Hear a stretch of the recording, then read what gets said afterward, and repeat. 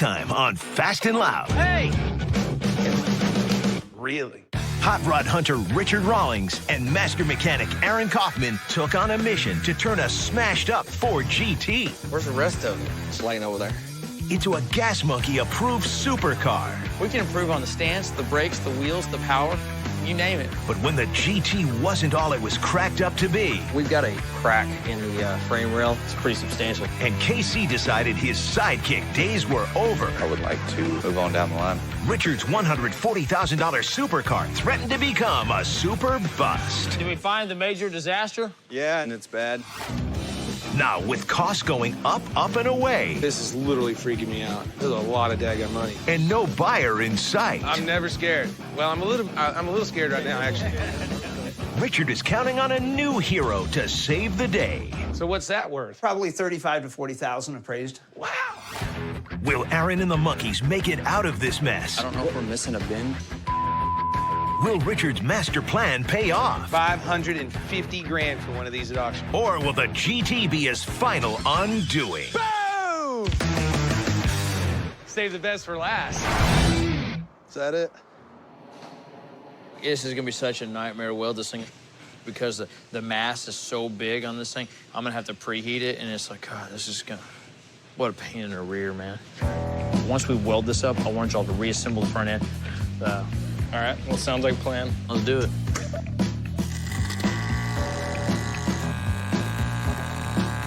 So I snagged this 2005 Ford GT for 140 grand. Now that's a lot of money for a car that's wrecked. Oh my God. But it's a supercar, and they're super rare, and I think the market for them is gonna go super high. If I'm right, then I got a car that's worth maybe $500,000. If not, I'm just out a big bundle of cash. Man, you wrecked it before you got it back? Aaron convinced me that we could up the horsepower, paint it black, and slam it with air ride. Air ride? Air ride? What? I've never seen one on air ride. After making it Gas Monkey cool, I should be pocketing a huge profit. And at least that's my strategy with these big ticket cars. You can't even stick your finger under it. It's an enormous risk, but it should deliver a huge reward. I gave Aaron 3 weeks and $60,000 to finish the build. Now here's the game. The busted nose is pretty obvious. But what we didn't know is how deep those problems ran, or if Aaron could get it all straight again. Whatever ran over this GT, put a few cracks in the frame and left the front end out of whack. That ain't a good sign. Then Jeremy and Keenan went to work getting the front end lined up and all squared again. Oh my gosh, it's moving. Moves easy. Yeah. And now I'm finishing up welding all the cracks in the cast aluminum frame. It's a pain in the rear. Is it the end of the world? No, it just sucks. Welding cast aluminum is tricky, but not impossible. Mostly it just takes a long time. But after I get this finished, we'll be able to find out if the front end is still cockeyed or not. I think I welded 7.5 hours or something, which sounds like a lot. A lot of it was in really, really difficult places to weld. But all that's done. Okie dokie. Now we're about to find out if we got it right. If it's not right, there's no just moving on. We'll have to find plan B, C, or Z until we spend all of Richard's money or we get it right, whichever one comes first. I'm toss it up there. You want to put a single bolt in it to see where it lays? Yep. Okay. The proof in the pudding is how well the subframe slides onto the freshly welded brackets. We took the nose, the subframe, and put it on. And incredibly, it just slipped right on. I am pretty happy that that slid on like that. That means they're pretty well lined up. I'm happy with the straightness of the car. It is not as good as it once was, but it's a lot better than it used to be, and it's definitely good enough to get us on down the road through this build. That's awesome. There's a lot of weld, a lot of gaps filled, a lot of parts made. We've done as much mock-up as we can do, as much test fit as we can do, and we'd love to keep playing, but it's time to get this thing in paint. The sooner we get it painted, the sooner we can get it back, and the sooner we can get it put together. One of the biggest things we have to get out in order to get it over to paint is actually get the motor and transmission out. There's no real way to lift the motor. It doesn't have lift points, and there's no bolts big enough for me to run a chain on, and so I decided to just sling the motor. Are you gonna put one of them fancy Boy Scout knots in it? Yeah, it's gonna be something like that. Is it less reliable than a chain? It might be, but I'm sure it'll get us through this job just fine. Everything about this motor is large. It is big. And there's the baby.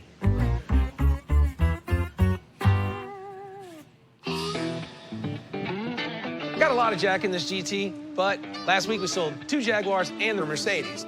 Now, you know me, I'm not keeping that cash in my pocket. I'm putting it right back to work. So when I got wind of a deal on a custom big wheel bike, I had to come check it out. How you doing? I'm Chris Eater, president of Misfit Industries here in Plano, Texas. No, not the idiot fired up Misfits. I like these Misfits. For Mike Coy, my painter, you know, he's done some work for you, and he was telling me that a customer kind of ditched you on a bike, and you might be wanting to get rid of it. Yeah, a guy fell on hard times, and we built a bike for him. And Wives, man. Wives. That's what does it every time. Let me give you a... Show it to me, man. Wow. Misfit Industries is all about super, super high-end. These bikes they build are $100,000, $150,000. All right, so that's what Mike told me. He said green and black. I said, well, I got to go look at it. This is the beast, man. That is crazy cool. It's your colors, Gas Monkey for sure. Holy cow. I mean, it is wicked cool. It's the right colors for me, anyways. It's slick. I mean, it's about the best-looking bike I think I've ever seen, besides red. It's a $100,000 bike. Really? I can't afford a $100,000 bike. It's a one-off front end we did for it. Full air suspension, lays on the ground. Wow. And that's a 30-inch front wheel? 30-inch front wheel. It's pretty rad. Dang, that is just freaking cool.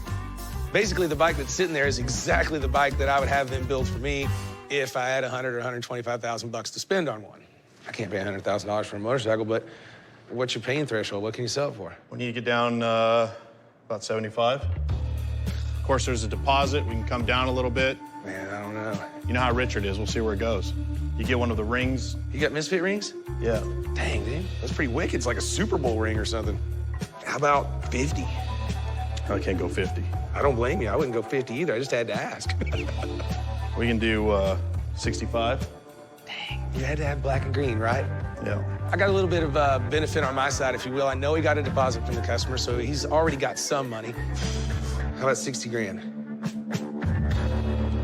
Deal. All right, cool. Awesome. I'll put the ring on now. Right on. 60 grand? Boom. So you gonna ride out with me? Yeah, absolutely. That's the only way we do So it. badass, dude. I'm fired up.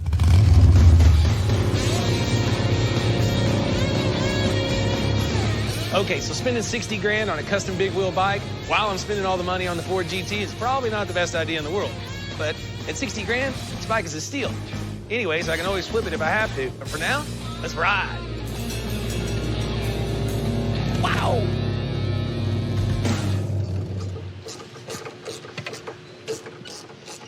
How's it going in there, Charles?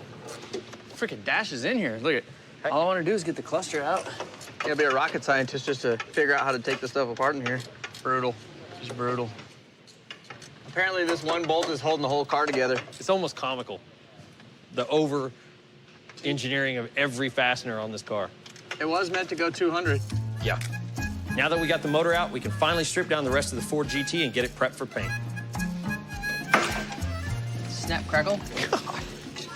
It's not a small task. Richard and Ari want to adios the red for a nice black. And there's a lot of red inside this car, so we got to pick the bones of this thing clean. You want me to put it in its own box?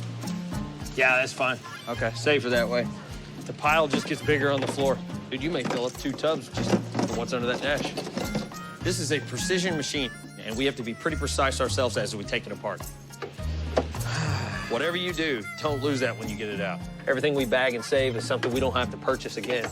They didn't make a ton of these cars, so replacement parts are muy expensive. Not to mention, very difficult to acquire fast enough to make our deadline. Wouldn't want to know how much this handle costs if I break it. Don't break it. It's the only one in this part of the country. No pressure. No pressure. Wow. Holy cow, man. I didn't expect that we were gonna tear this car this far apart. Hey, see all that red? There is a lot of red. It's got to go away. I agree. What are we doing with all this on the floor? Because this is freaking chaos right here. Well, this is kind of our assembly layout. Everything's bagged and tagged. We're laying everything out to make sure that we don't have any damage beyond what we knew. Checking the seals and everything, checking hoses, brake lines. Are we just gonna leave it here? I mean, I don't think packing it up and putting it on the shelf like we do on these other cars is very smart. That's a lot of margin of error for losing stuff that you can't go down to O'Reilly's and get. We got this, totally. Don't worry. Don't let it make you nervous. We can handle it. Oh, I'm past nervous. This is literally freaking me out. I've seen a lot of cars spread out in pieces all over the Gas Monkey garage, but I gotta admit, seeing my Ford GT spread out in this many pieces kind of made me a little queasy. This is a lot of daggone money. I thought I was stressed out when we used to build, like, you know, regular stuff. Now that we're trying to up the game, I'm starting to get a little nervous. I mean, at least with the Ferrari, I had a partner. I had Dennis. He got all the money in the world. He can fix the problems. This one's on me. Golly. You know, you screw up on an old Cadillac or an Impala or something, you can fix that for a few $100. Screw up on this, it might cost you 20 grand. Getting heart palpitations, getting old, golly. The thing is, when Aaron and the guys get this car put back together, it's gonna go super fast, hopefully with me in it. That means all the stuff has to go in the right place, in the right way, or I might not live long enough to sell it. I'm expecting to get in this car and do 230s, 250s. Well, it'll be back together, and it'll be right. How fast you go, that's up to you. That's why you pay us the big bucks, man. Don't worry. Do I pay y'all big bucks? We gotta work on that. Let me tell you this much. We need to rope this whole thing off with, like, crime scene tape. And anybody that gets caught in there needs to get shot. But y'all handle it. Don't lose anything. Hey, don't be scared. I'm never scared. Well, I'm a little scared right now, actually. Coming up on Fast and Loud, 550 grand. Richard makes plans for a big win. What happens if you wait and they drop? Looking for parts. And the monkeys lose their minds. We're missing a bin. Richard done like that. Oh, yeah.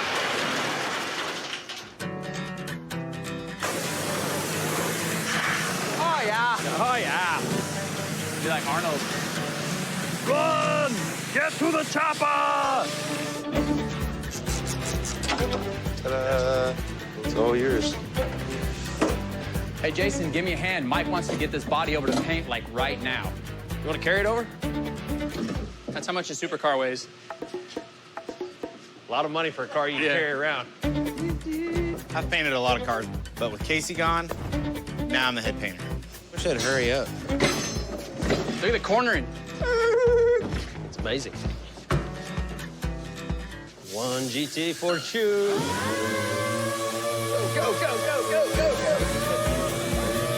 Enjoy. Black is not typically a color that goes on this car, and deleting the stripes, that's gonna raise a lot of eyebrows. So I need to make sure that it is perfect once it's done. Let's tape it up. Booyah. So the game plan on the GT is to not see any red. And we want to take everything that's silver and factory, and we're gonna make all that black as well. So we're gonna paint it all. Do it like a baby bottle. Yeah.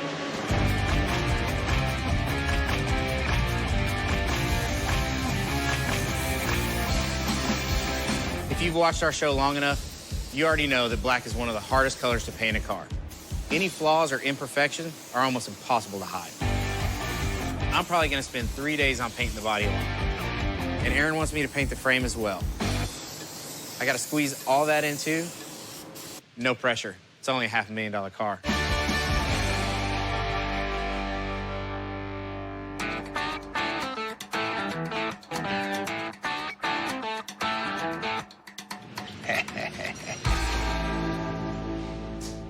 Ask me how smart I am. How smart are you? $140,000 for that beat-up GT. Yeah. And then we got all the parts, everything else. We're gonna have, I guess, a little over 200 in it, probably? 220? Yeah.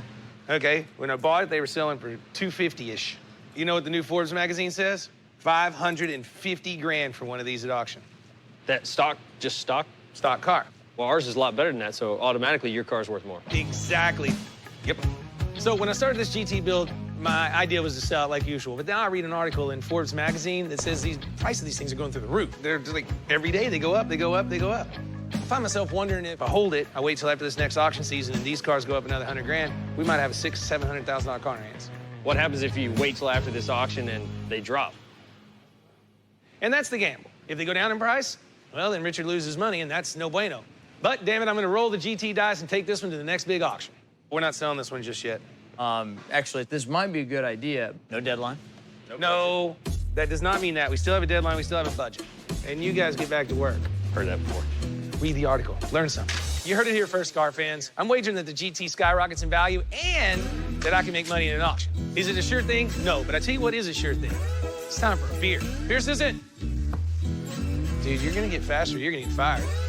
Oh, everybody's a comedian.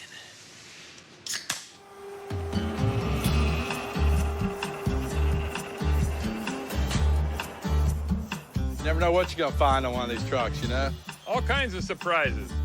The truck showed up today with a couple of cars Richard bought earlier this year at Barrett Jackson. He pulled 2 out of cold storage because he's got a couple of hot leads on them. I figured out the mystery finally. That's why we're going broke. First, there's a guy coming to look at the 72 GTX Roadrunner. So Richard tells me at the auction, he says, hey, man, I buy a GTX. All right, man, I like GTXs. So where's your car at? Would you like this? He goes, this is it.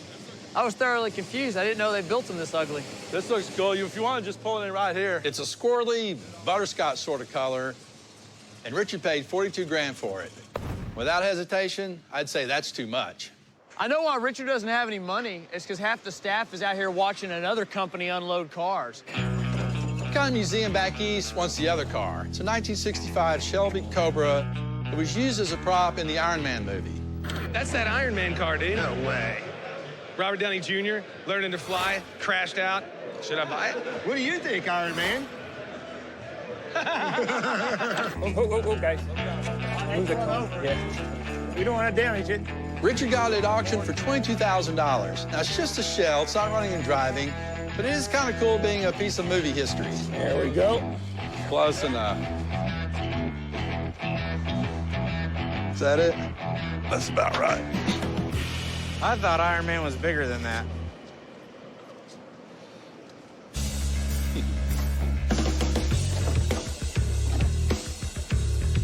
Hey, y'all. Chassis ready. Aaron's all anxious to get the assembly going on the GT, so I got it all murdered out and blacker than Texas tea. I think Mike's afraid for us to touch it. This thing's slick. So that Kiki and I can get back to painting the rest of the panels, I'm handing the frame back to the mechanic monkeys.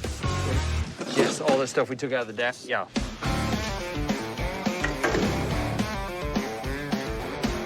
You about to put the datch on? Yes. Tricky to do the final assembly. The car's this big, and there's so many parts in there.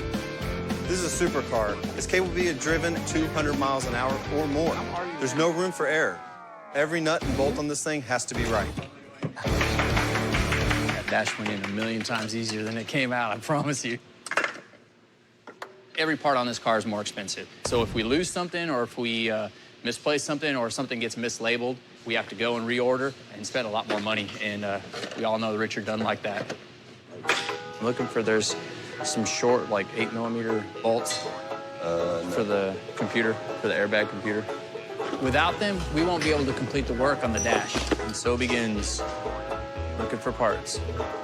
Richard told us to keep an eye on all the parts. Even the bolts are worth hundreds of dollars. Did y'all look in here already? If I can't find them, he's gonna have me put this car together with my nuts. These are what it looks, the bolts look like. That's the front end. Oh, okay. Nope, that's not them. I remember taking them out. And I thought I put them in that one bin. I remember taking them out, but I don't know if we're missing a bin.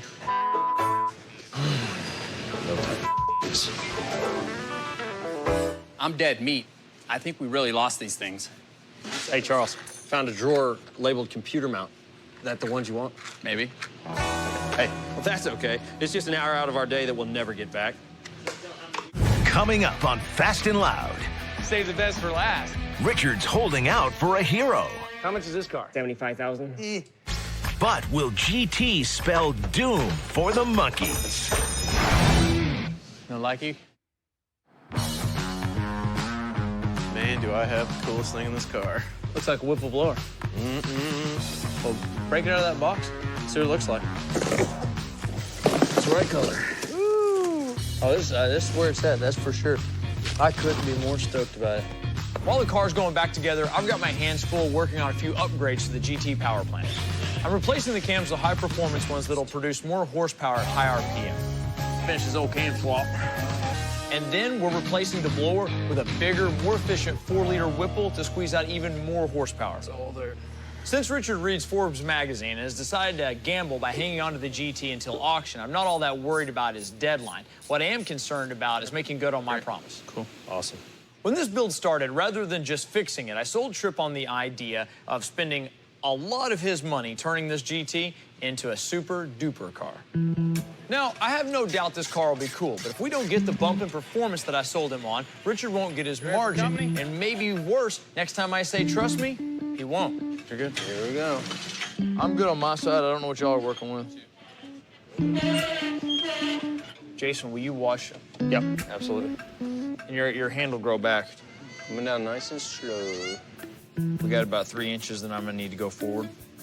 Come on. I'm getting close to landing them on. Yeah, we're real close over here, too. I'm touching right there. Let's hold for a second. Okay. And we're on our way to assembling the car. We finally got the heart back in the beast. There we go. There we go. All right. Motor's in. Blower looks great. It's gonna make a heck of a lot more horsepower if you're curious how much. We've got most of the car put together already. I'm very happy with the progress. It seems to be moving along quite quickly, which can be a bit scary because anytime anything works this well, we're bound to have a massive problem. 3 guys in a tiny car. 4. Charles down here, too. Oh, Charles. What y'all doing down there together? Trying to put together a 200-mile-an-hour car. Jeremy, you ate a bunch of cupcakes today. Head up. Yes.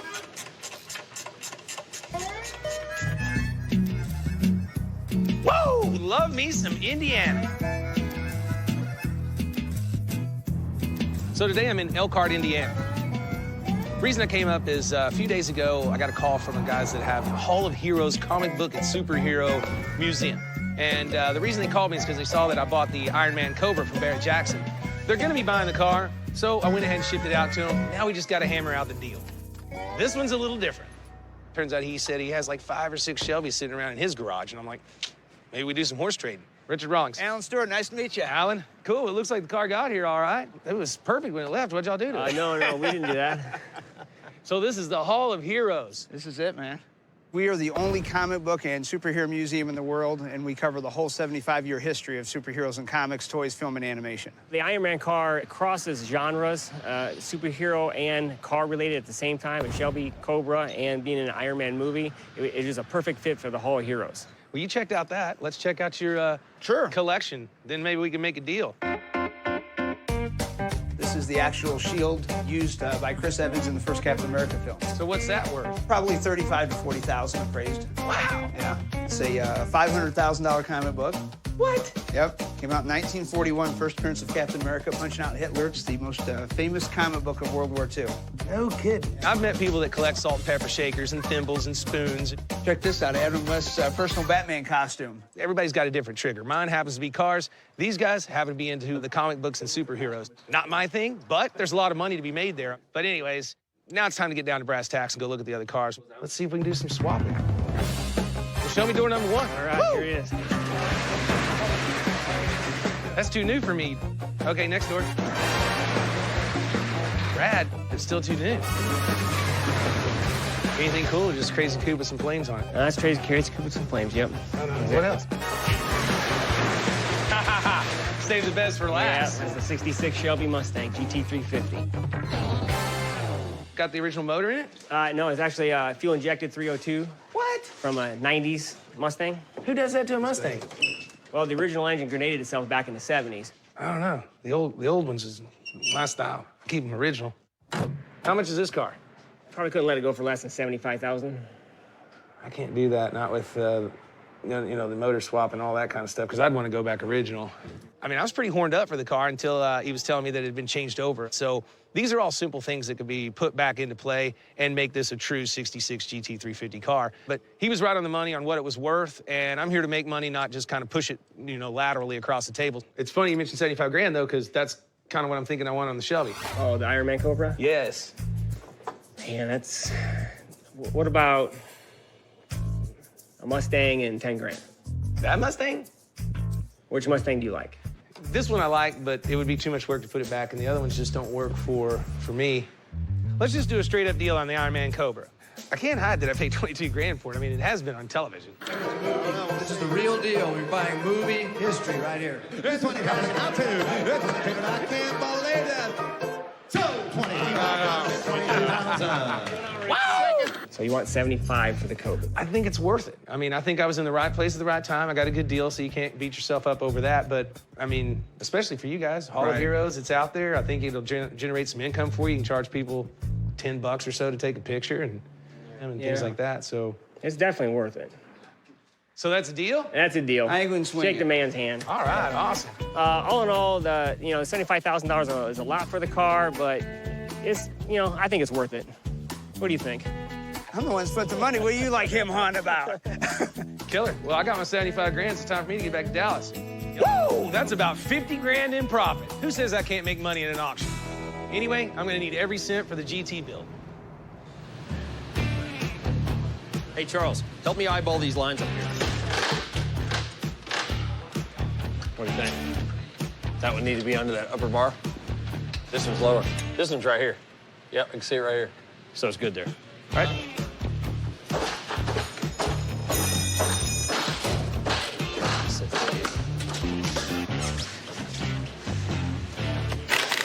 We're on our way to final assembly. And now with the motor in, we can turn our attention to the hundreds of parts and systems that will ultimately make this GT a supercar again. We good? That is one mean ride. What if you had to get into this thing? Of course, never leave well enough alone. Some of my upgrades need some finessing to complement the original precision Ford engineering.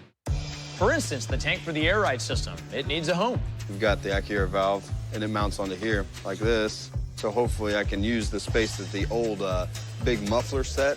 Since we don't have that anymore, I should be able to put all of this in that location. I think it's gonna be really nice. The new supercharger sucks so much air, the original intake tube is in danger of failing. Hence, another upgrade to a carbon fiber model. The reason for putting this on is so that we don't squish or flatten out or have a reduction in ability to move air with the rubber ones. Hello, guys. I'm going to fail at the most inopportune time.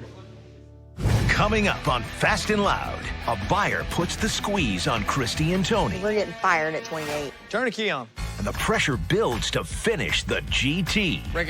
Boom! Which code name was given to the Ford GT prior to its unveiling in 2002? Was it A, Project Le Mans, B, Bobcat, C, White Star, or was it D, Petunia? The answer when we come back. Which code name was given to the Ford GT prior to its unveiling in 2002? The answer is D. Decades after the GT40 raced at Le Mans, Ford reintroduced the model as a consumer-level street car under the codename Petunia. I'm grocery shopping. Richard thinks he can get more for this GT if he holds on to it for a big auction. Well, he's not going anywhere with it until we get all these body parts back on. Now remember, Richard wanted to save a buck by not spending the $9,000 or $10,000 or whatever on a new hood and fender. There we go. Come up. Yeah. So Mike and Keenan did their best with the original ones. Well, we're about to find out if their best is good enough. Break it.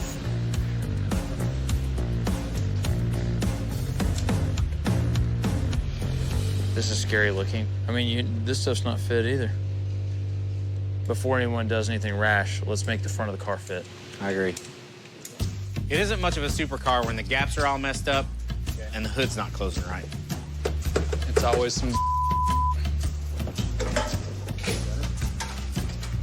So when you go about taking parts off and putting them back on, tweaking where they're bolted together, one thing moves, something else is gonna move with it.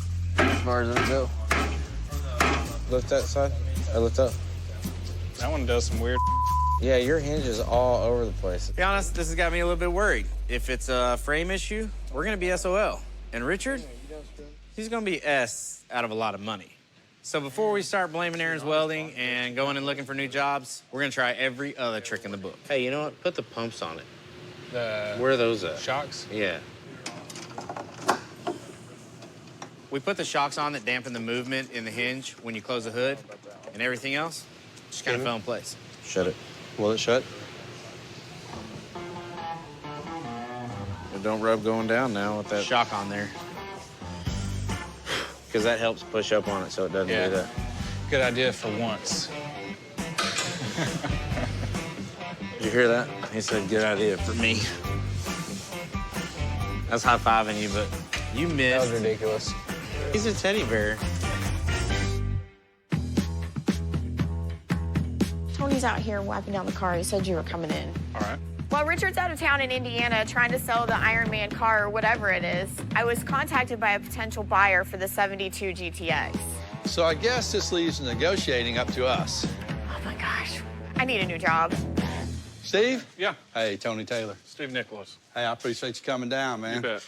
Today, I drove 5.5 hours to come to Gas Monkey to check out a 71 GTX. It's low production, it's rare, it has all the earmarks of being a good collector car. It's a good-looking car. Interior, you know, is real clean on it. Paint's real well done. It was repainted, so someone put a lot of time, a lot of effort in keeping it up, and it's a one-of-one car, so it's the only one like it ever built in this combination, this color, these options. All right. Got the little beep-beep horn in it, so it's, I like it. It's a neat car. At $42,000, I think Richard knows he paid way too much for this car. But I'm gonna throw a high number at this guy and see what happens. Listed at like 52. I'd like to get that. I kind of know what the market is, but I mean, what are you thinking? I'm not thinking that high. You're thinking higher? A little bit, no. A little bit higher? No, I'm thinking more like 28. 1,000? Yes. Oh, no. I mean, we got a lot in this car. We're getting fired at 28. And it's probably me, because you do this more often than I do. So dude split our asking price in half. It's just wrong. Yeah. How about I come up to 34? No, I mean, Richard will kill you. yeah, I can't do that. 40 even? I mean, 40 grand? 36. Came down 9, you went up 2? Yes, that's Oklahoma math. God dang. I've had a lot of people calling this car, but Yeah, none of them are standing here. you're standing here. Bottom line, like, what's the lowest number? Do 37.5. I can't do any better than that, 37.5. I'll take it. Really? Yeah. All right, cool. You bet. I was hoping to at least get his money back out of this, but I unloaded it, and hopefully he'll be happy we opened up some space in the shop. Happy? Yeah, he doesn't do happy, does he? No, not at all.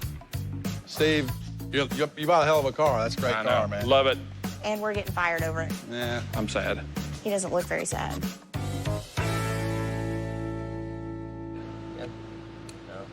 Trying to be gentle. Step on it, guys. I was hoping to get out of here early today. All right, we've got everything. Power steering. Cool. You did the rear end fluid?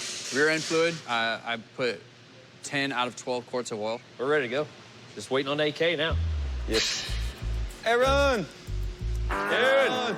So we're nearing the end of the GT project. Today's a big day. We really think that today we're gonna be able to fire it. All right, guys, you know the drill. We're gonna cold crank this thing first. Of course, this is the original motor, but since we took it apart to change the cams and add the bigger blower, we're gonna take it slow and just cold crank it. No spark, just turn the motor over and see if we have oil pressure. Ready? Yeah. That's not good. Is there a computer in this? Computer's in it. Hold on. Sometimes the simplest answer is the most correct one. Oh, you unplugged it, right? Yeah. When something doesn't work, guess what? Yeah, plug it in. Have at it. We just want to make sure that whenever we fire the motor that it's going to have oil pressure. If it doesn't, that's catastrophic. That's bad. I should be seeing some movement on the oil pressure gauge now, right? What are you making? Not 15 pounds. Crank it again.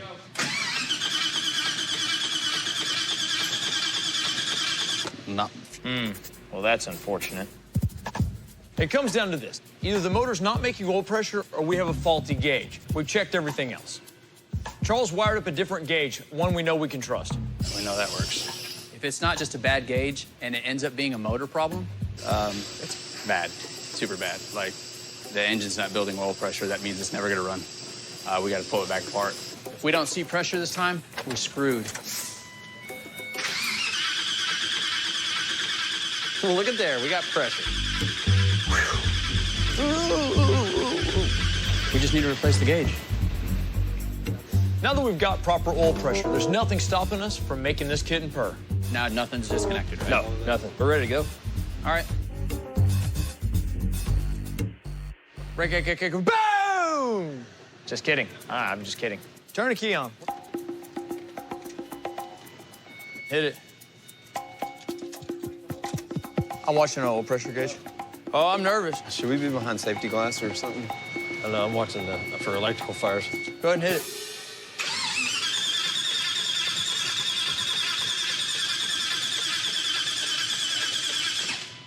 Could be running out of battery. Yeah, you got it. Good. Let it idle. It's growling like the big cat we all know it is. It's not that loud. It's got no load on it. The car's idling on its own, which is really, really nice, especially changing the cams, bigger blower, modified fuel system. So we're really, really happy. So right now, we're basically just gonna let it run, let it warm up, see if the fans come on. If everything is working correctly, we need to kick it in overdrive, get this thing done, get the car put together so we can hit the dyno. If I had more hands, I'd give you more thumbs up. I only got 2.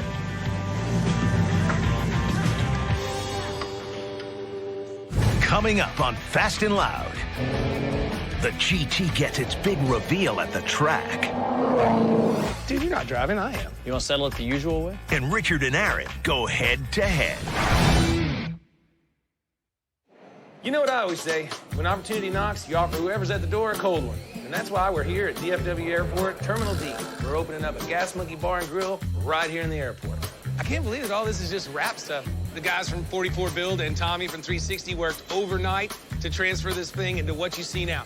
They did a great job. I know they're tired, and I think I'm probably gonna have to buy them a beer and a quesadilla, but I can swing it. Beer assistant. Beer assistant. Look at that. Wow, look at that. Never thought I'd be serving y'all beer. Boom. Overnight, went from being one restaurant to being Gas Monkey Bar and Grill. Although I got a lot of money tied up in the Ford GT, when I heard there was an opportunity at DFW, I had to jump. I like it a lot, man. I like the fact that it's crowded and there's a lot of people in here. Wake me up when he's done talking. Cheers. I mean, overnight, completely turned around, closed after dinner, open for breakfast. Good job. The white zone is for loading and unloading only. If you need to load or unload, go to the white zone.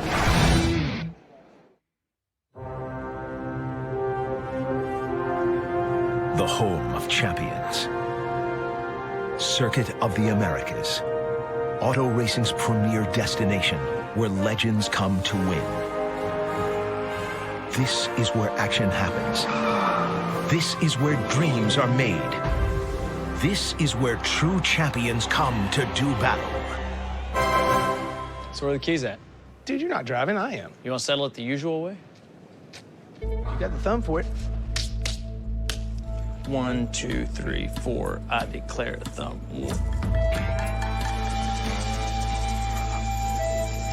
Whoa! I think my thumb's just actually longer than yours.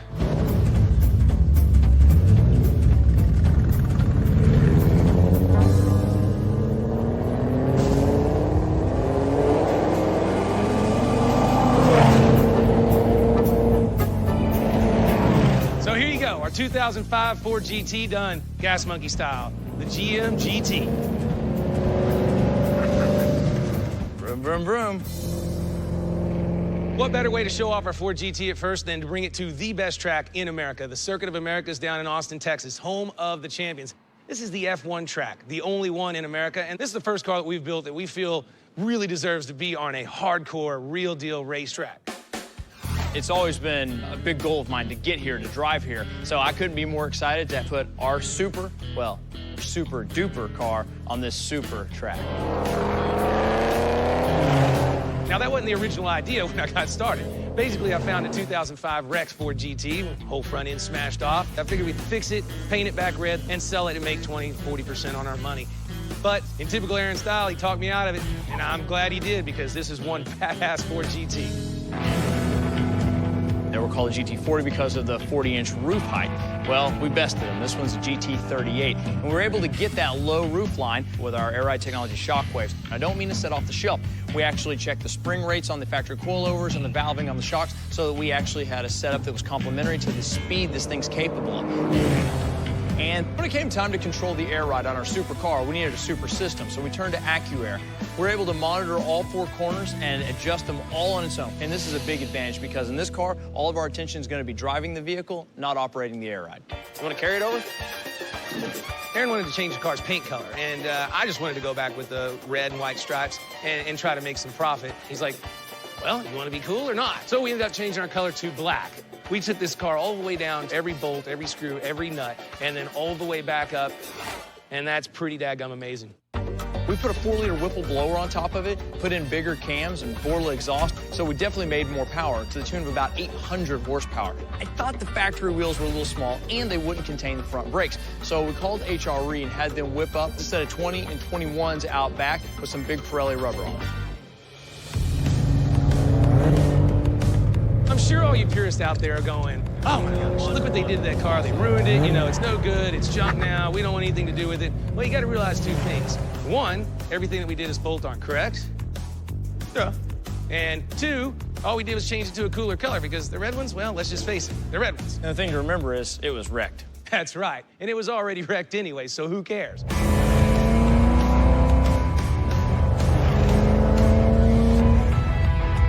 That's it.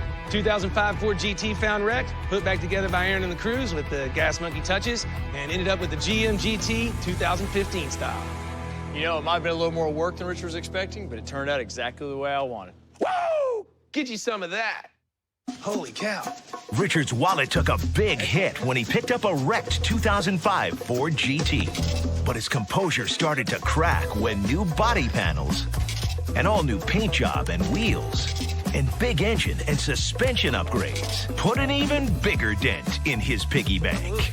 Until he really went for broke, scoring a bargain on a big wheel motorcycle. He also paid a pretty penny for a barn full of primo Camaros and parts. How about 150 grand? Before turning an even prettier profit without even pulling off the premises. Then Richard hit the trifecta with a pre-war Mercedes and a pricey pair of classic Jags he's had on hold by selling the classic car combo for a tidy profit. But a rusty red Roadrunner ran away with some of Richie's riches. That's Oklahoma Matt. Until a high-priced hero Is that it? arrived to save the day. With Richard's decision to hold on to this black beauty for auction, he'll need nearly 172,000 smackers to get back in the green. Well, there's the story. 2005 Ford GT wrecked and left abandoned. We bought it for 140 grand, and Aaron and the guys talked me into turning it into this, the GM GT. Now, where I got lucky, these cars have shot up in value, so I think I might just hold on to this one for a little bit. Auction season's coming up. The prices are going up, you know, quite drastically. As a matter of fact, one just sold for over 500 grand. I feel like this car's easily worth 350 to 400, and we're in it for about 200 grand. So let's show the car off a little bit, and then let's see what happens, because I might be able to make a hell of a lot of profit on this car, and then that would be super duper. Now on Fast and Loud. Time to go racing. Hot rod hunter Richard Rawlings and master mechanic Aaron Kaufman are in the race of their lives. Good luck, suckers. As they transform a 67 Dart into a badass dragster. So loud. To face off against some internet upstarts. That's spec in Richard's shoe. Keon. Meanwhile, as Aaron attempts to break new ground with a Hellcat engine. Nope. Software kill it every time. Richard sends Dennis after a vintage movie icon. Wow, there it is. That puts a song in his heart. Love is a many splendid thing. Stay tuned for a gearhead gun battle that could crown the monkeys kings of the internet badasses. Gas monkey, gas monkey. Or forever leave them as roadkill in the Mechanics Hall of Shame. The throttle was non-responsive on it, like it was stuck in high gear. It's do or die time right now. Hey, give us silence for a minute. All right, so you guys ready? Because I can't waste Aaron's time. He's busy. Aaron! There you are. What's up, dude? All right, Roadkill, the guys that challenged us to this drag race. Well, I think it's time for you and me to give them a special message. You know, let them know exactly where we're coming from. Sure. So you guys all know that Aaron and I are in the business of building cars, not making videos. Well, that all changed about a week ago. Good go up?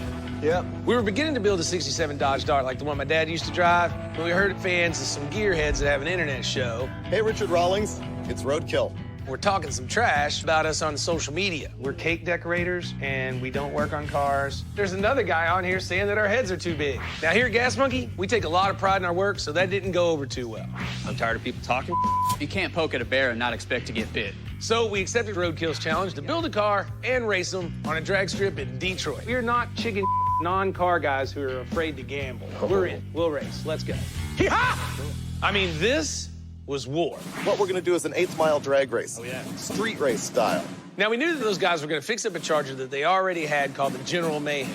And since we only had 17 days to make it to the starting line, we enlisted the help of our Dart. We got to bring fast, strong, light, a race car with some headlights and taillights. That's the ticket.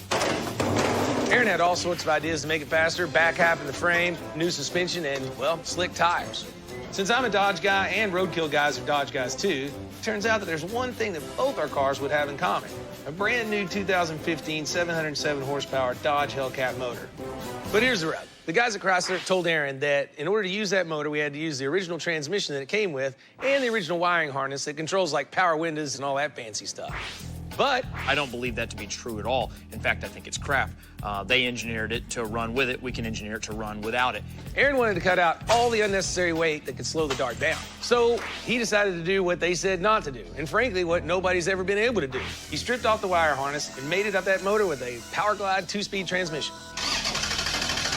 Something doesn't sound very good. Hit it again. Sure enough, he ran into trouble.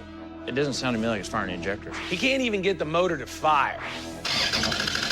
And now, we only have 4 days to get the Dart ready to go to Detroit if we want to be on the starting line on race day. If Aaron and the guys can't get the Dart running by then, well, Gas Monkey will be the laughing stock of the interwebs. We're definitely down, but we're not out. And we only have one message for the Roadkill guys. You don't have a snowball's chance in hell. You challenged us, we'll be there, bring it on. Or General Mayhem, whatever. Good luck, suckers. He called y'all suckers. All right, now, in all seriousness, we need to get that freaking engine running. I'm well aware of it.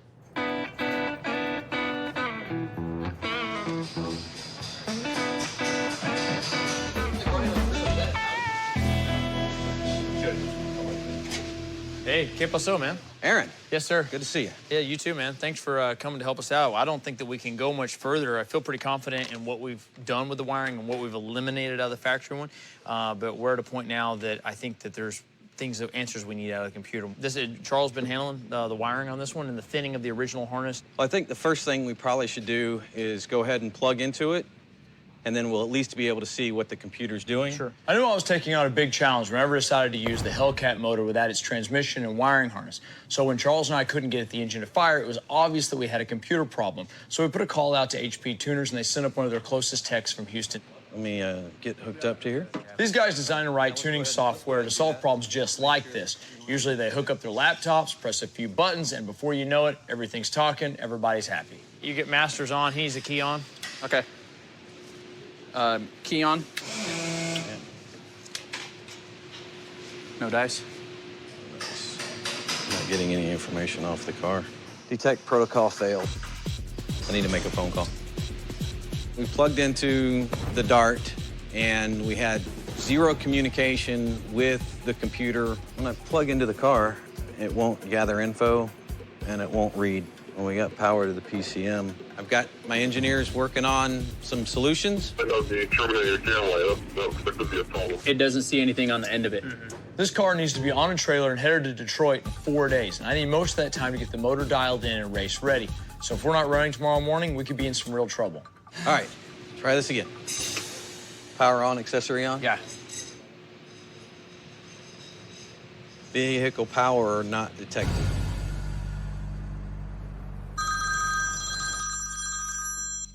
Switching. Hey. I'm about to roll up on this Corvette summer car. Yeah. We'll get a good deal, man, because If that is what it is, it can make us a lot of money. So the other day, my best buddy Dennis got wind of a very special car in Southbury, Connecticut that we wanted to pick up as a joint venture. The thing is, we needed to make a move on this one really fast, and I just can't leave the Dart builder out now with everything up in the air, so gonna have to cut the cord and let Dennis handle this one for the both of us. yeah, I'm just pulling up to the house now. Well, don't forget. I want to offer a lot less than you want to spend. All right, I'll call you after. Bye. Later. Morning, sir. How are you? Good, good. Good to finally meet you after all these conversations. Yeah, nice meeting you too. Thank you. So where is this beast? I'm dying to see it. Well, it's here, waiting for you. All right. Wow, there it is. Wow, even a part-time car guy can see that this is not your average Corvette. It just screams 70, so it's great. This one is right out of the 1978 movie Corvette Summer. The movie was a popcorn flick about a kid trying to reclaim a stolen car. It featured Mark Hamill and Annie Potts. But in my opinion, the real star of the show was the 73 custom Corvette Stingray. I'm dying to see the hood. Look at that. That's got to be one of the craziest hoods on a Corvette ever. MGM had 2 of them built for the movie. One was sold to an Australian collector.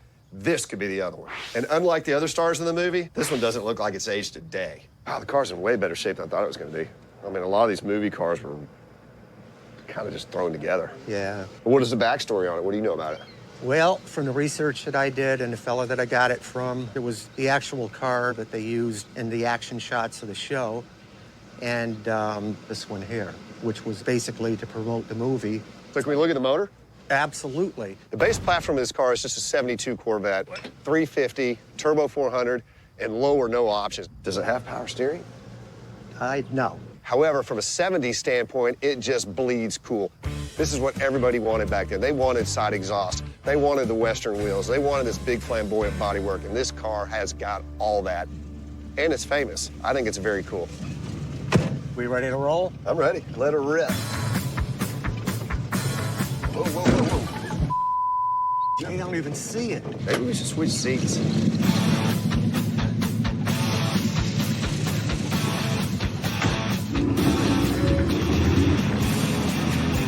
Well, I didn't have Annie Potts in the passenger seat, but it was still a nice ride. Man, these roads are just fantastic. We need to have a road rally through here, sir. That is cool. There you have it. The car runs and drives really well. However, got to be careful on a car like this. We may not be able to advance it. So my comfort level really was around 20 grand. I think Richard wanted to be more in the 15 to 17 mark. Let's just see where this guy's head's at. Well, I like it. I like the story. The car's cool. What are you thinking on price? Well, I've given it some thought. This car is sold for mid-30s in the past. So I'm thinking of somewhere in that range. Okay, mid-30s tells me this guy's at least not delusional. However, he is pretty optimistic. Yeah, it's a movie car. However, that movie, it was 1978. We're gonna have to completely re-educate the public as to what this car is. It's a neat car, but at the end of the day, it's a custom Corvette. I think that's a pretty narrow market.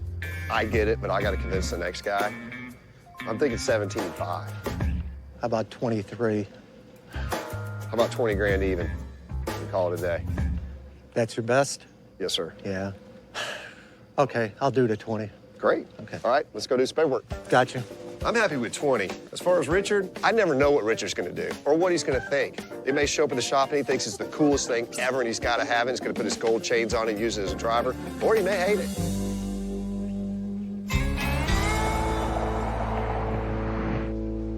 So we've turned off the anti-theft. It connected. We have communication with the PCM. So excited I can't see straight. Man, I can't believe that was all that was blocking us out this whole time. That's all part of the game. We've finally established communication with the computer. It took us about 6 hours to figure that out. But when you're doing something for the first time, the fact that we figured it out is a good thing. So now we can do some modifications to it and hopefully get the motor to fire up. All right, our new tune file has been written. Ignition back on, please. On or off? On, please. Let's see if we get any fire this time.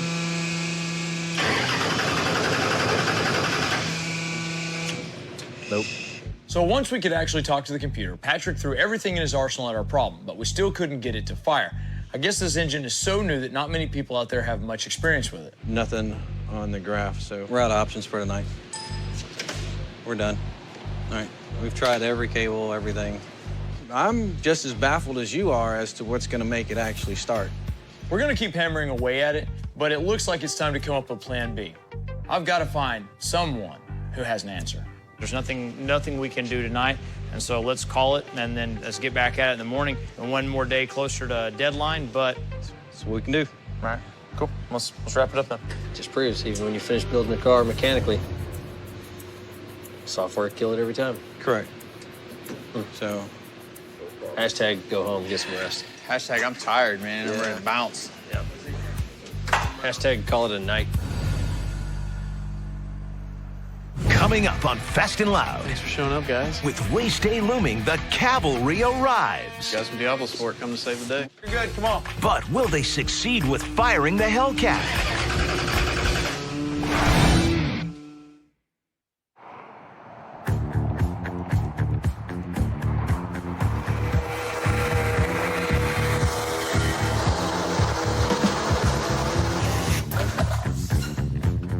Our 67 Dart drag car build has hit a bit of trouble. After removing the original wiring harness to eliminate some dead weight, I still haven't managed to get our 2015 Hellcat motor to fire. The Dart needs to be ready and loaded on the trailer in 3 days so it can get to Detroit in time for the Roadkill Showdown.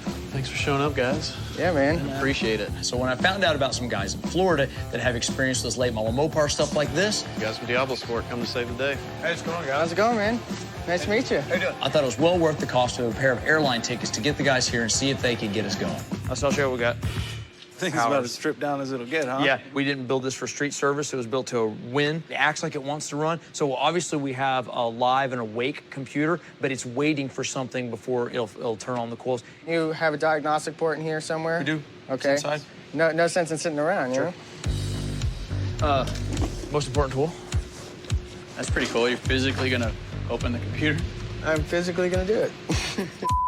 People say crack the computer. Yeah, like literally. Yeah, So these guys come in, they reset the computer on the car back to factory, coded in some new instructions. I'll try it out. How it works. And then started to try to see what the hang up was on it. Oh, that's funny. I can get codes off of it. When I try to flash it, it doesn't want anything to do with it. let's monitor that output, the starter output, and let's also monitor the ASD. So it's been a few hours, but the Diablo guys think they finally have a beat on why our engine won't fire. I've had all the switches that we need to run the car, including the ignition wired directly to the power control module, or the PCM, which is the only computer that I wanted in the car. But the Diablo guys think the computer might be looking for a keyless entry signal, which it typically receives from another unit called the body control module. You want antennas just wired to this directly? Yeah, direct wired. So at this point, we're gonna try to attempt to take the BCM powered up. It talks to a radio frequency hub. It's got a couple of antennas, One of which receives a signal from your key when you get into your car. basically triggers everything, says, okay, the key's in the car. And we're also gonna wire a push-button starter to the BCM, which would be typical in your normal car setup. These are the bare essential modules in order to talk to the computer so that we can say, okay, listen, I'm pressing the start button. This will talk to the computer, and the computer will hopefully respond, and then it'll send out the signals that it needs in order to start.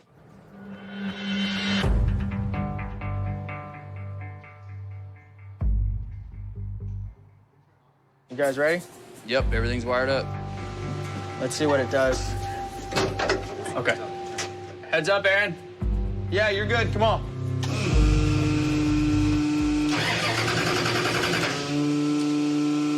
I thought y'all had this.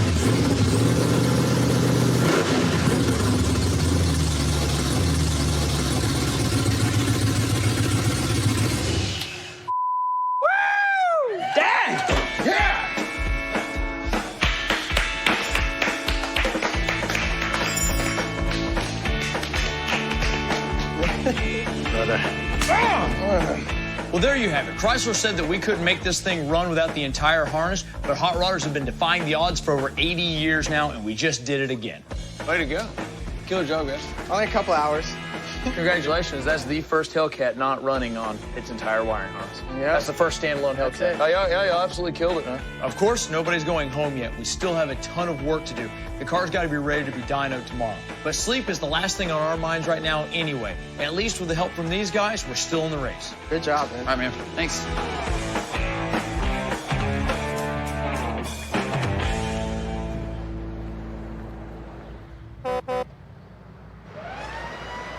I had to send Dennis to get this, Tony.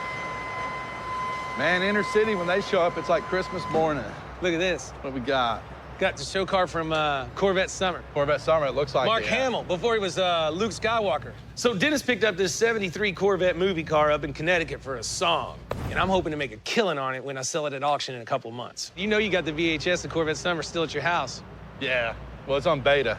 Does this have the big... I'm not into movie cars per se, but I did make a good profit off that Iron Man car I flipped. That's that Iron Man car, dude. Robert Downey Jr., learning to fly, crashed out, and that one didn't even run. So I figured, let's roll the dice again, see who's interested.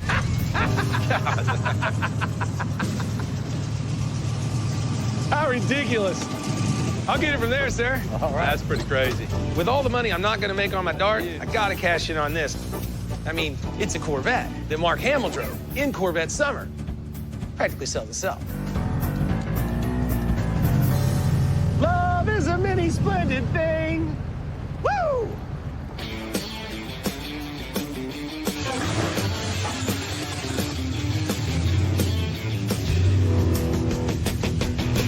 Hey, what's going on, Wade? Hey, Aaron. Nice to see you, man. Hey, you too. Pretty good. So, a couple things about our cars. This Awesome. is the first Hellcat standalone running outside of a Hellcat. Very cool, man. We're overdriving the blower. We're on E85 and long tubes. Past that, we got a Power Glide 3500 stall in it. So, let's see what we can make. A splitter screen, man. So, yesterday, we finally got the engine to fire, which was an incredible relief. And today, we're going to get her custom tuned. Why do we have to do that? Well, to make her go fast, I've used a lot of tricks that are pretty well known in the drag community to squeeze everything out of an engine. I've switched our fuel from gas to E85, which is an alcohol blend. And we're overdriving the blower, which produces more air volume as well as more heat. But the colder we can get the air, the more fuel it'll carry, which translates into a bigger explosion. So we're using an intercooler system that runs water through an ice box, which will help reduce our intake air temperature. Who's that guy running the ice bag? Uh-oh. Yeah, Mater. Squeeze it in there. In addition, we've made it a stock Hellcat engine to a race car transmission, which uses a torque converter, which is like a clutch for an automatic transmission. It determines at what RPM the transmission starts to engage. If I can tune them all to act together the way that I want, I should be able to rip down the 8th mile drag strip in something like 6 seconds. Plenty of speed to win the race. We're gonna finish off dialing in the base on it, get a little closer on the injectors. You know, a couple passes at that, and then we ought to be ready to go.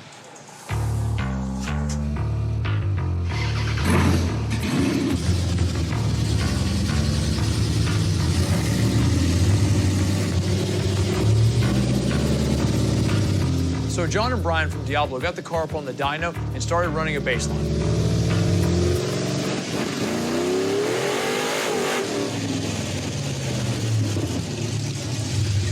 Wow. Wow. That was so loud. I mean, yeah, the engine sounded great, but I could see right away that something wasn't right on the computer. I should be getting a 3,000 RPM sample out of this engine, but right now I'm only getting 500. Hey, there's not much there, is there? No, it's redlining pretty quick. I suspect that the lack of horsepower is a product of the torque converter. If the one that I installed is not the right match for this setup, the transmission and the engine will never operate efficiently together. If that's the case, then we need to get back to shop and get on a lift and pull a converter. That's pretty much what it is. Okay, I guess we're going back to the Batcave. At this late date, the only thing I can do now is pull the transmission, install a different torque converter, and roll the dice with that one. If we can't get enough power from the engine to the back wheels, well, this race we're trying to win might just end up being on foot. Coming up on Fast and Loud, the Gas Monkey team arrives in Detroit Oh, yeah. Time to go racing. and meets their nemesis. We're from the little tiny web show. That's Spec in Richard's shoe.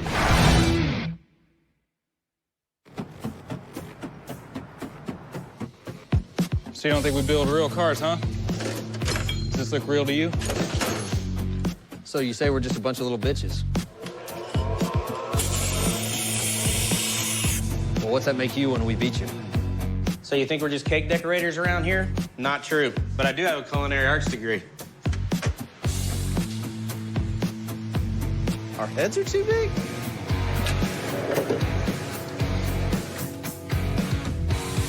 Well, here's what we got to say to that. Drum roll, please. The Shark Cat.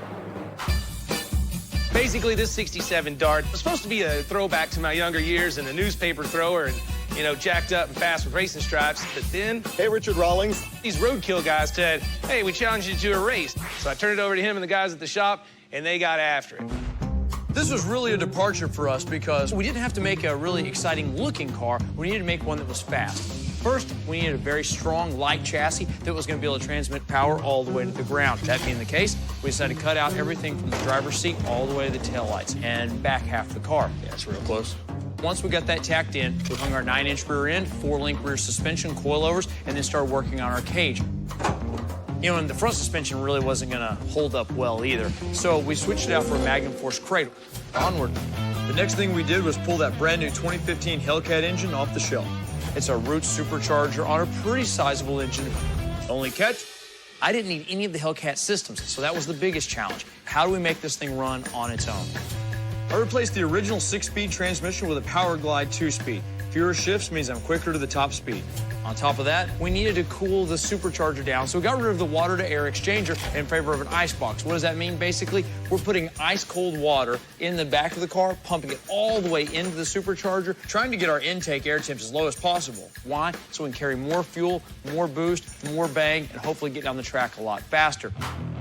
Of course, there's only so much that we can do on normal fuel, even race fuel, so we converted it to E85, rebuilt the entire fuel system. We're using an aeromotive tank, aeromotive pump, and hopefully we can keep this monster fed. We capped it all off with some Willwood brakes and some killer 29-inch drag slicks. Now, when it came to fire, well, that's when the real trouble began. But we found our way. We contacted Diablo Sport, and John and Brian made that happen. The end result, we had the shell of a 67 Dart, a bunch of hodgepodge stuff that we've all shoved together, and inside, the only standalone Hellcat on the planet. Of course, you know that when the car got finished, we took it to the dyno, and that didn't go quite as well as we wanted it to. And then you guys had to pull the transmission and put in a brand new torque converter. So how do you think we stand now? Can our Shark Cat do the job and eat those roadkill guys up? You know, we'll only find out once we get there, stage, and the light goes green. Past that, anyone's race, I guess. From what I understand, Detroit's one big service road anyways. Let's get this thing loaded.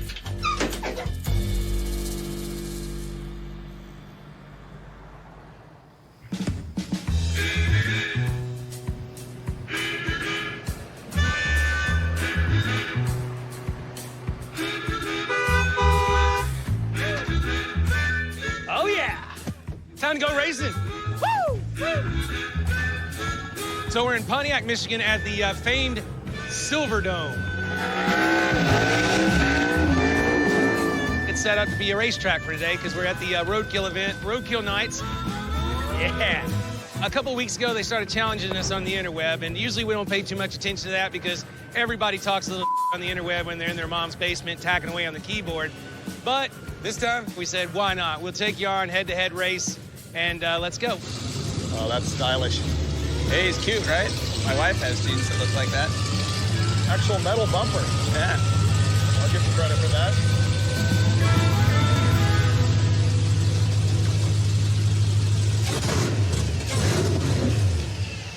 What's up? I'm Richard. Hi, Mike. Mike. David Freiberger. Hey, man, right on.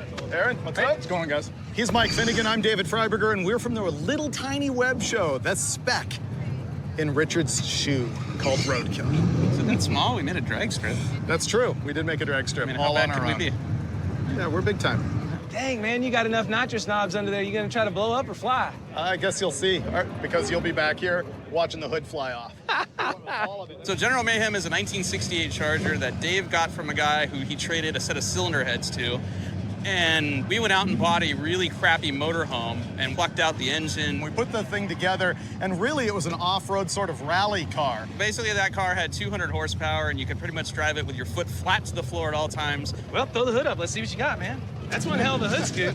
Yeah, there you go. Woo! It's purty. Look at that. The General Mayhem today is still basically the same car in the sense that we didn't gut it out all lightweight. It's still got leaf springs in it, but it has the Hellcat engine and the 8-speed torque flight transmission and the entire wiring harness from a 2015 Charger. You know, it went from 200 horsepower to 700-ish horsepower, and it's downright dangerous. Like that. As you know, we got everything. Factory intercoolers, everything. That is an entire freaking Hellcat underneath there, isn't it? Yep, and we do have the regular factory 8-speed in the thing. No extra boost, regular gasoline, nothing done to it whatsoever, just fogger.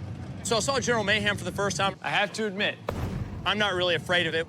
Other than boosting their fuel with some nitrous, they basically took the Hellcat driveline as is, pretty much the opposite of what we did. So let's see yours. Yep, you did manage the AC and power steering delete. We left our power steering on. Yeah, we decided that I didn't need them. Yep. This Hellcat is, from what I understand, the only standalone Hellcat on the planet right now. So you got coilovers on it, too? Yep.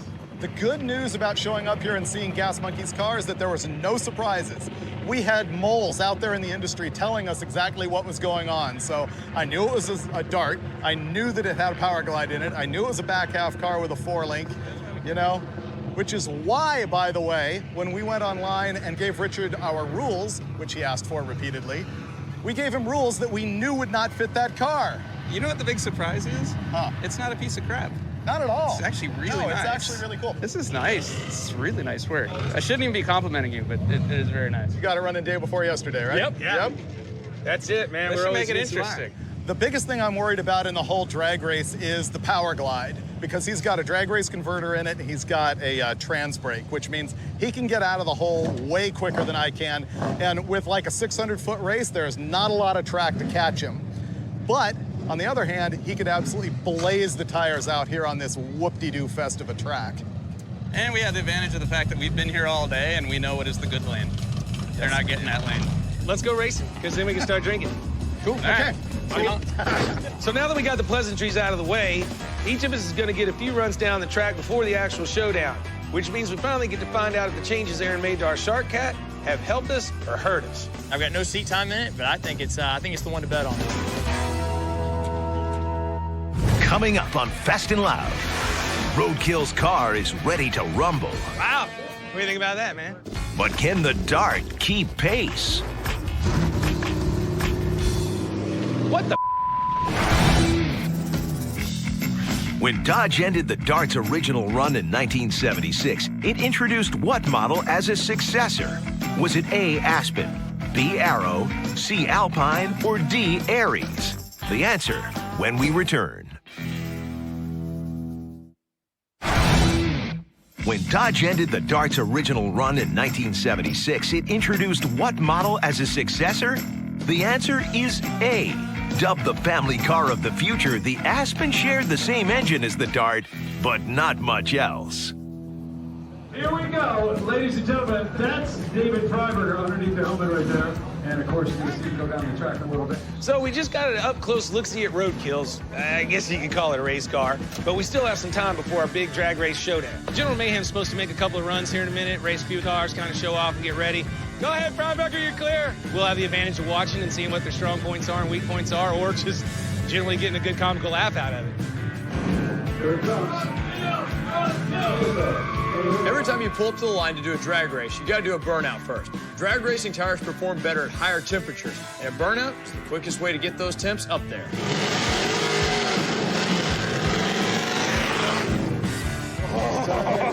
Front brakes locked up, man. You guys feel good about that? What do you think? I do not feel good about that at all. I'm gonna stand over here between y'all. Everybody jump behind Mater if it goes bad. Hey, look, God! There's God from my house! There it comes.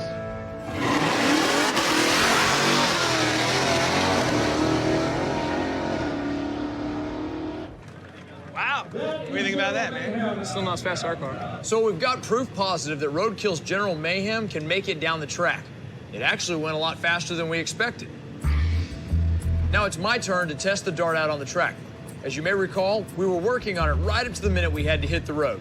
So I've got a barely put together car and no time in it. So we'll see what happens. Cartwheel off the car, just beat it. Getting ready to run, huh? Yeah, we're gonna run down track, see what happens. This is just a practice run. Y'all ready to go? Where to go? Did we get a green light?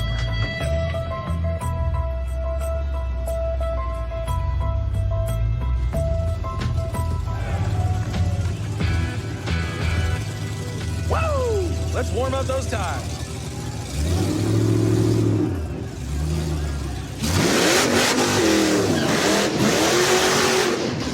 Hey, can he get a little more water? Woo! Oh, yeah. There we go. Let's go.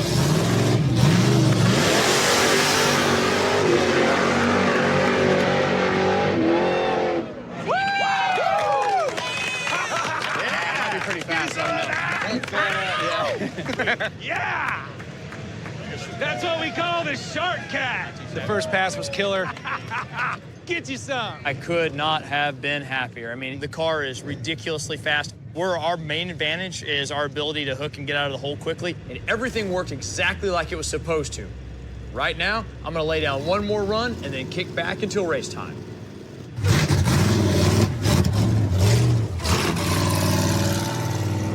What the crap?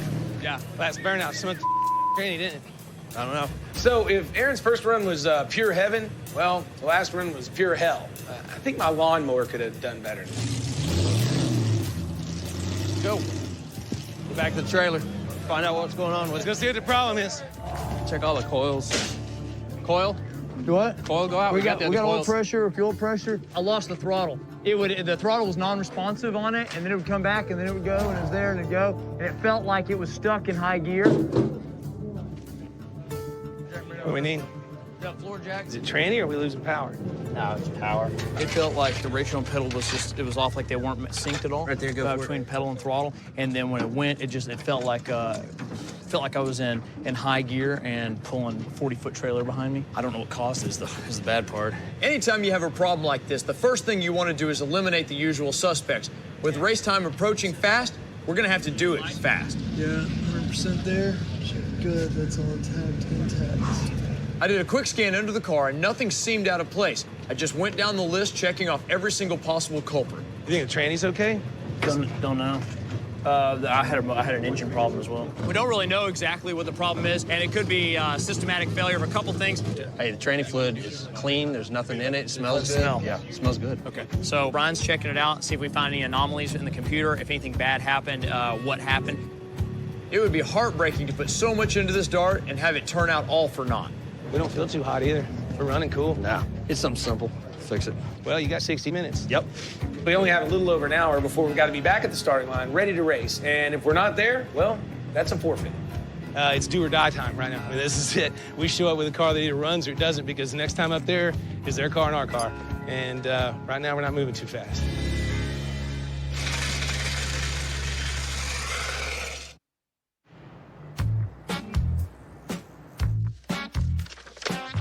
Hey, Dad.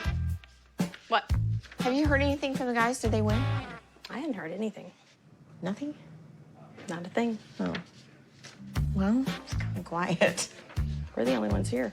Why are we here? Drinks?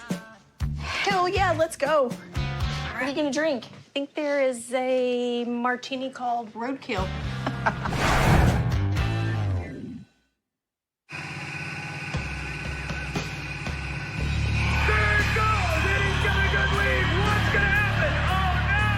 So, Gas Monkey's way up here in Pontiac, Michigan at the Silverdome for a drag race showdown against a couple of guys with a little internet show called Roadkill. All right, guys, so how do we choose who's gonna be in what lane? I'm in the right lane. Well, that's not fair. You've already been running in the right lane. This is my party. You can cry if you want to. I'm in the right lane. This is how much I care. Yeah. You know what? It's y'all's event. Y'all take your right lane and get after it, brothers. So magnetic. Good luck Dad. to you. Thank you. Look at All that. right. He's a giver. These guys and some of their fans have been trash talking our Gas Monkey build.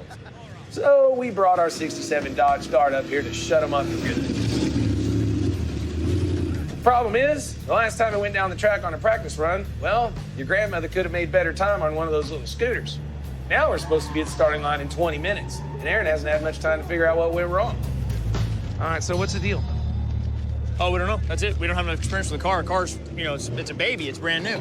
And so could have been a plug issue. We changed our coils out. We got fuel pressure. Everything seems fine. We can't find anything. We gave it a little more fuel. Well, there you have it. We don't really know what went wrong, but hoping that it's an anomaly. Anomaly. I mean, it already made one great pass this afternoon. Yeah, you don't think that pass in the left lane was good enough a minute ago? Let's not get a shovel and start digging up problems. Let's just hit it and see what happens. So. Well, there you go. All you gotta do is do it one more time. Yeah, all we gotta do is do it all over again. There you go. All right, cool. Let's do it. I know Aaron's playing it pretty cool, but I'm pretty sure he's sweating on the inside. I mean, we all are. There's a lot of uncertainty here. I hate this part because I'm not in control. I'm not in control. All we can do is make the pass and see what happens. Do it.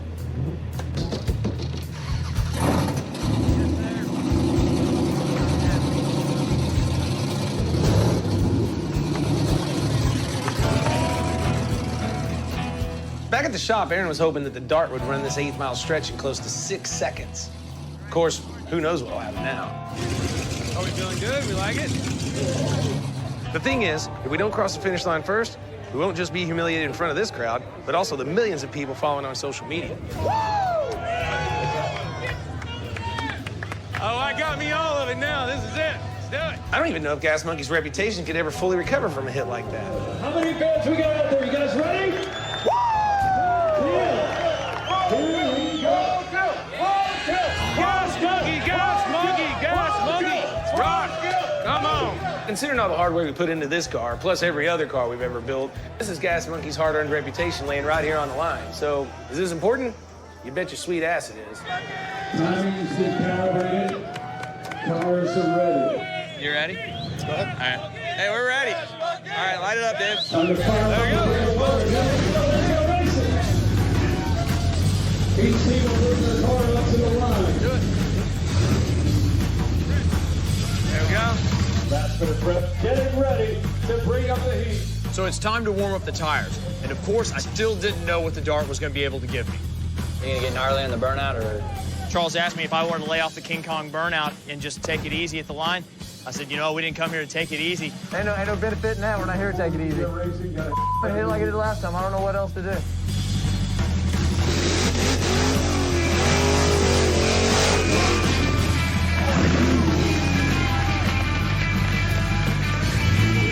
Yeah, we're ready to race. All right, Roadkill, what do you got?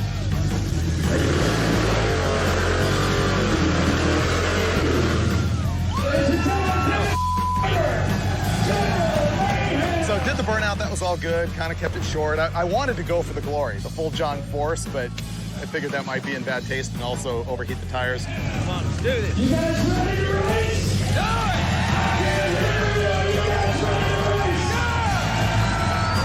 got your bottle on? I was like, ooh, we got a chance. Ladies and gentlemen, here we go. Gas Monkey. General Mayhem.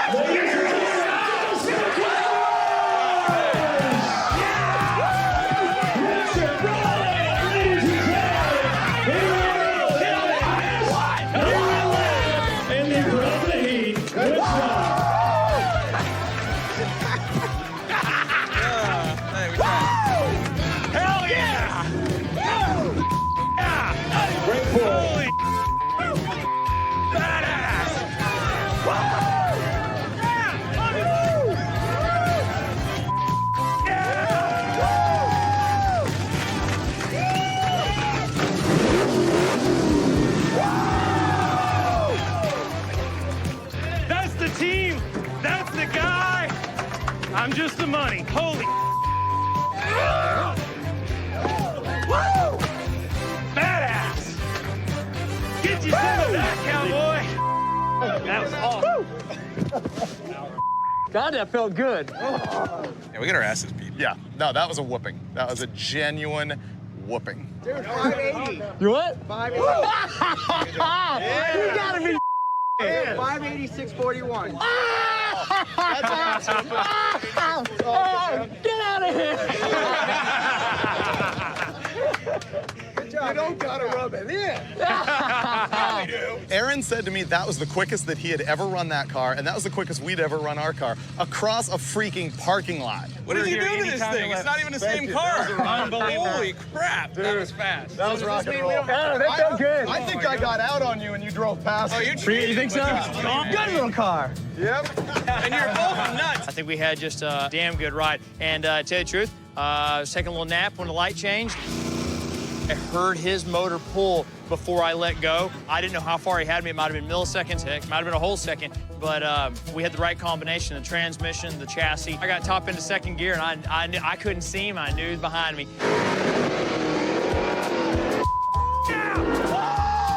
Ran him down, past him. And to tell you the truth, I locked the brakes up trying to shut it down, and I still didn't see him. So it just goes to show you how fast that car is. When he left the line a little bit late, I was really scared. And when he passed, I knew it was done. There wasn't any way, nitrous, no nitrous, whatever the hell they were gonna do, that 3,600-pound pig was not gonna catch it. I got one of these. Woo! I got no voice left. Thanks for a great race. That was solid, man. Yes, sir. Really good. Unbelievable, man. Aaron was told that it couldn't have a power glide and we couldn't get into the computer because it just wasn't possible. So they set you up, man. They set you up for winning. Yeah. Well, You tell Aaron he can't do something, he's gonna do it. Get you some of this. Peer assistant. Oh, yeah. There we go. That one's yours. Don't leave me hanging. Oh, yeah, for sure. Aaron, thank you. Word to the wise, keep your mouth shut on the internet. Or don't lose. Or that. There's always that. Kiki, are you old enough to drink? Okay, Diablo. Heck yeah. So we won! Yes. Couldn't be happier, man. You want to challenge us? We're going to bring it. Cheers, brother. Gas Monkey pulled through. This is kicking ass and taking names, and I'm glad the whole team was here. All right, guys. Thank y'all. আরে দিতে হবে না খামচি আমি আপনাকে ধরছি আরে আরে আরে আরে আরে কি এ কি ও কর তুই আমার বড় ধরছ তো সাহস কত বড় ফিল করেন না ফিল বেচারা আইছে হানিমুনে তারে আমার রুমটা দিয়ে দিন যা আছে সব বাই কর এই কি বাই করছ তুই হ্যাঁ কি বার করতে কি বার করি আপনারা তো চিন্তাই করেন আলাই তো ছন্দ মারা ডুবো না গেছে আমি পারি পারি পারি কাছে আসতে আমি পারি পারি পারি ভালোবাসতে অনলি ফর ইউ ভালোবাসতে লাগে না মিলিয়ন্স জিরো আমি দেখি দেখি দেখি যেখানেই যাও এই চোখ দুটো আমার ঘুমোতে যায় না রাত হলে শুরু বেশি বেশি যে পপস বিস্কুট একটু জায়গা বুঝে খান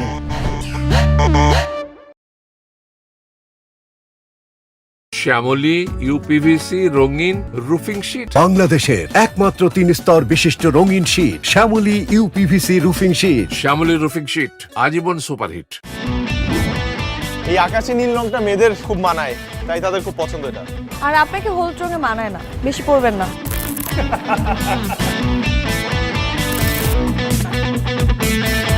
ও নেইমারের ফ্রি কিকের মতো সুন্দর দোয়া করি সুন্দর হোক নেইমারের মতো অভিনেতা না হোক তুই কয়টা দিন যাইতে দে বুঝাই শুনে ঠিকই ব্রাজিলে নিয়ে আসবি তোদের লাইন আপে এবার কে কে আছে আমাদের মেসি আছে ডিফেন্সে কে আছে মেসি আছে স্টেডিয়ামে কোনোভাবেই মেসি যাতে না থাকে মেসি থাকলে তো তুমি আমার প্রপোজাল অ্যাকসেপ্টই করবে না আমি করছি কি আসলে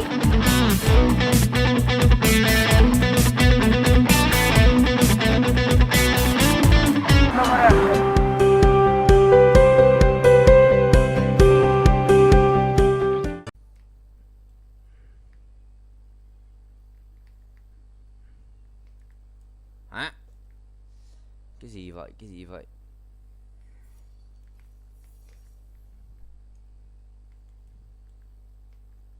Cái gì vậy? Cái gì vậy?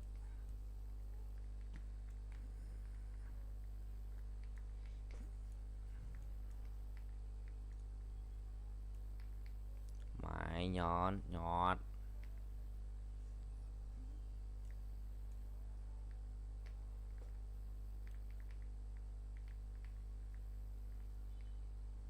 Mùa trước là mùa gì nhỉ?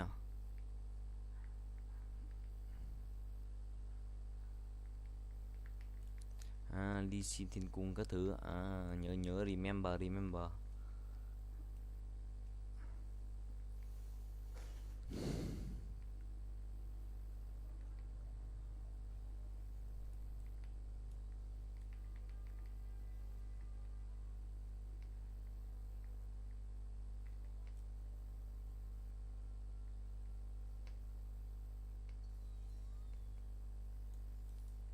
một x nhọt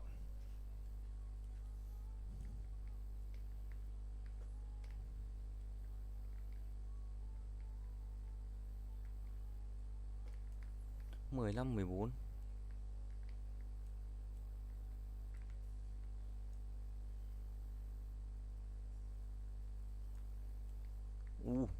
triển khai 13 tướng không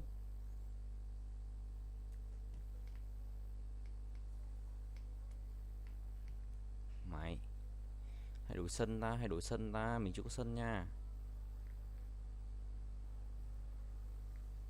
Chưa có sân nha. Chưa có sân, chưa có pet có hiệu kết liễu. Shiba.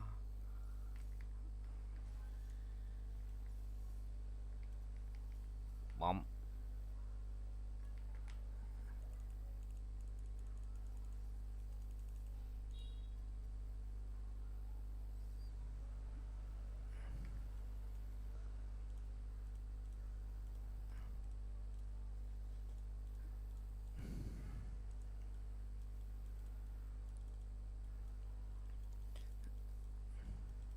Bình tĩnh nào. Ôi có 150 rồi. Đánh được cái map cuối rồi. 160 đổi map xong.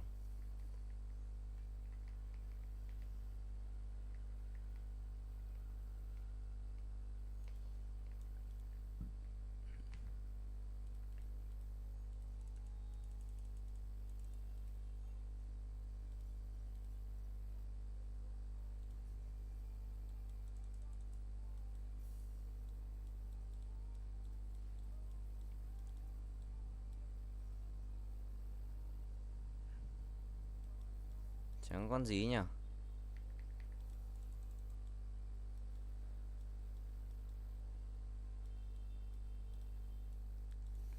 Thắng được đấy.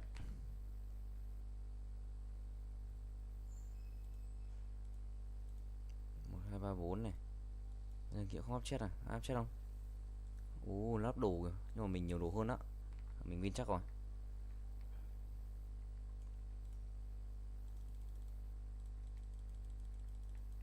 Em cảm ơn anh trả lời em bao lâu. Hỏi chấm bri.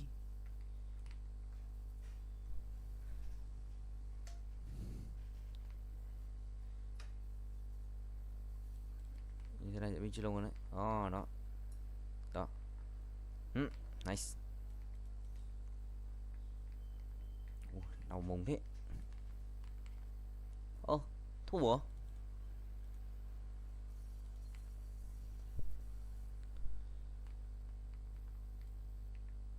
Có một người là đôi mình đi qua. Bém.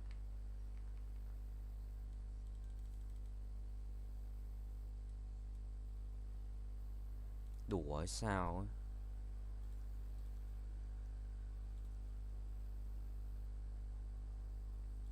Chắc như đùa ấy.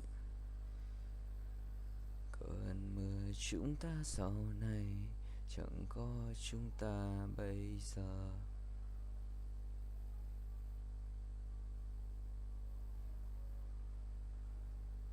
Xem cái gì vậy?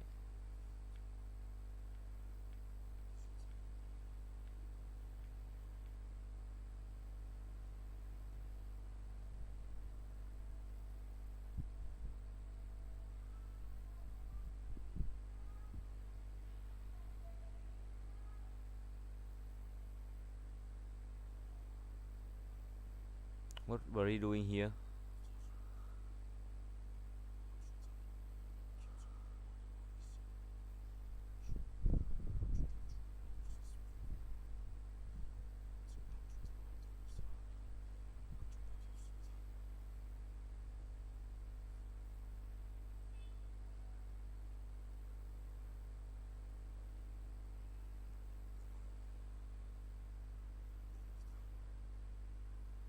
Tôi không tin anh à. Sao nhót.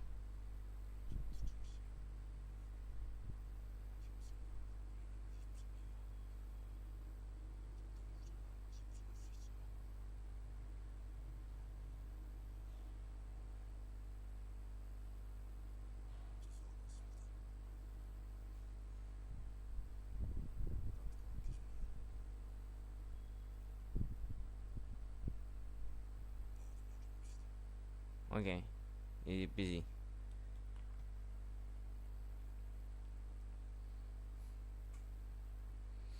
Giang he bin.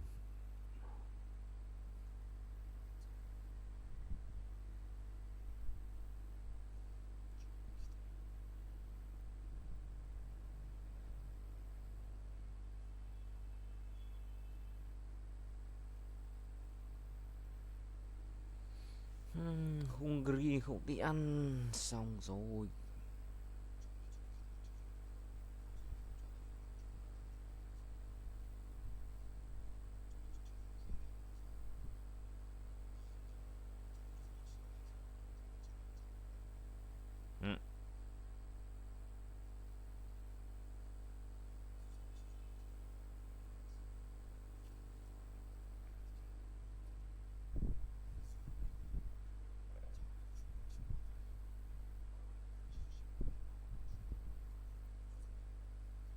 Jun hả?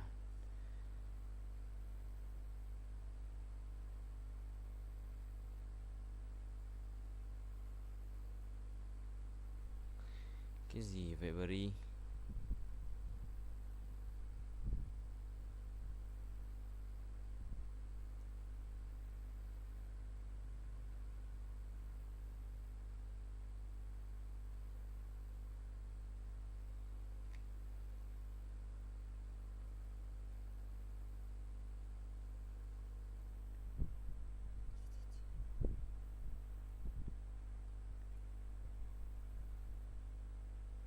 Mày nhon, mày nhon.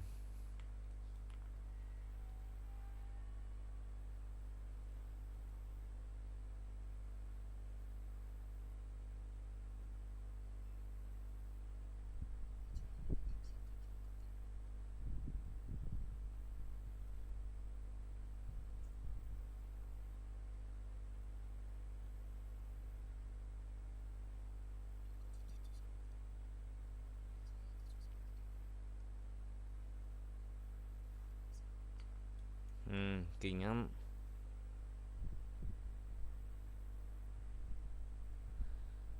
Giang Tê Su.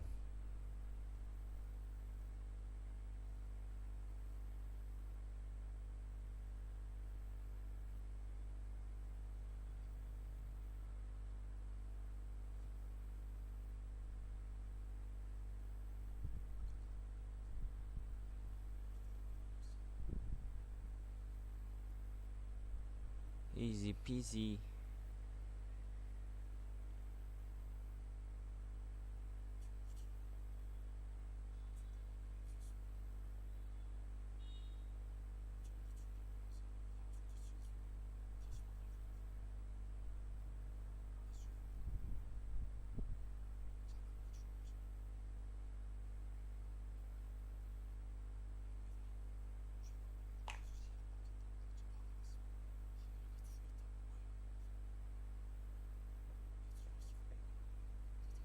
Cô ấy bị nướng.